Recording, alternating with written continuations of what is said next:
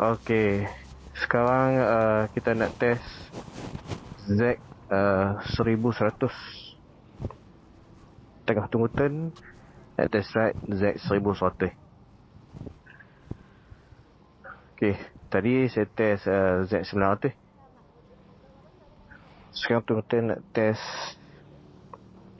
Z 1000 Ninja 1100. Nampak tadi motor tu sport touring yang santai juga. Tengok body position dia tadi. So saya nak try tengok lagi motor tu macam mana. Kalau okey, maksud dia motor tu sesuai lah dengan saya kan. Tadi Z9 tadi dia punya jarak di antara handlebar dengan tangki tu rasa memang dekat lah. Memang nimble lah bila bawa kawasan yang saya lalu tadi. Senang nak maneuver lah. Ini dia Ninja 1100 kalau saya try. Saya nak try motor ni. Tayar dia membesar.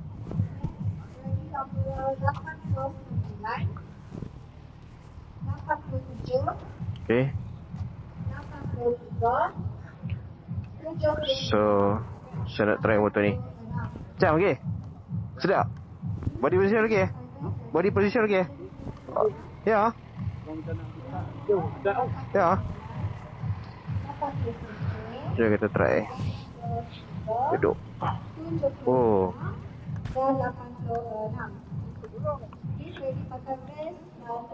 Weh, motor ni tegak lah badan. Saya tegak duduk body. Dia tunduk sikit lah.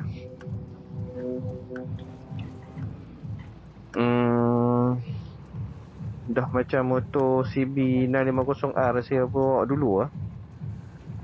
Tapi tangki dia memang luas lah. Tangki dia luas.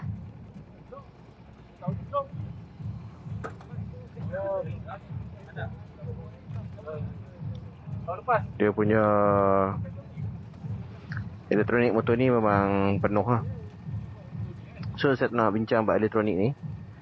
Kita nak tengok tentang body position dan juga pengalaman riding untuk short distance main kawasan dekat-dekat ni.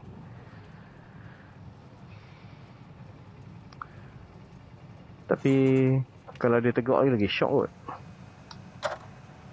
Lepas kita tengok macam mana motor ni.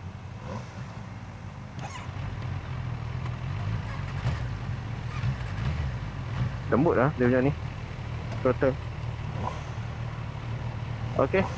Jom kita try pusing.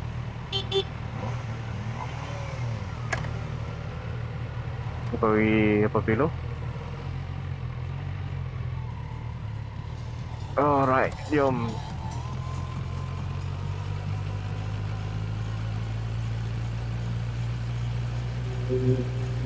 Menegak dia punya position. Body saya boleh katakan tunduk sikit. Okay.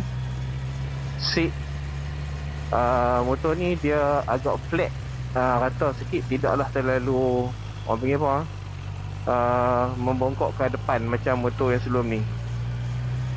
Macam motor sebelum ni saya macam membongkok ke depan. Tapi yang ni motor dia, seat dia ni flat sikit. So tidak terlalu membongkok dari sudut seat, tetapi badan saya kena tunduk sikit ke depan. Okay. Jarak dia dari sudut meter dan juga saya punya tempat duduk ni rasa jauh sikit. Dia tak sama macam Z900 yang rapat ke depan, rasa kecil di depan. Yang ni saya rasa dia panjang sikit ke depan. Okay, untuk kaki ni saya rasa dia tidak terlampau macam attacking sangat berbanding dengan Z9 yang lebih kepada arah attacking ataupun position attacking. Yang ni lebih kepada arah kedudukan yang lebih santai sikit. Okay.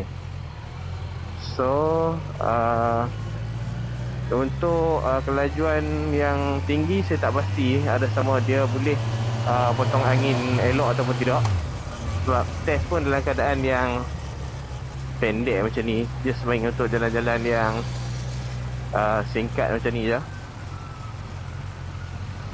Tapi bahang kepanasan tu saya rasa di kiri dan kanan saya. Untuk side mirror dia ni memang berfungsi elok, boleh nampak kiri dan kanan. So motor Z900 Ninja 1100 dia kena lebih kepada macam mana kita punya tank ni kita kena kepit dia, supaya kita mudah untuk kontrol dan kita tak letak beban di kita punya tangan tu. Kalau tidak kita letak beban di tangan tu, kita rasa macam memenatkan. So yang ni kita tak perlu letak beban di depan kalau kita kepit tank. So for motor yang keadaan menunduk macam ni, kena ingat tu lah, kena kepit tank lah, supaya kita tak stres dekat bahagian tangan kita. Body ni memang tegak lah. Saya rasa belakang ni kalau untuk bawa jauh, saya tak sure untuk nak bawa terlalu lama. Sebab saya bawa motor touring memang lebih selesa lah. Kalau macam ni sport touring ni, dia laju. Untuk sampai satu-satu destinasi dia memang cepat. Tetapi untuk nak bawa yang terlalu lama, saya tak pastilah tu. Mungkin dalam 1 jam kena berhenti lah kot. Okay, so itu dia short ride untuk Ninja 1000. Alright, selesai test ride pendek ni. Alright,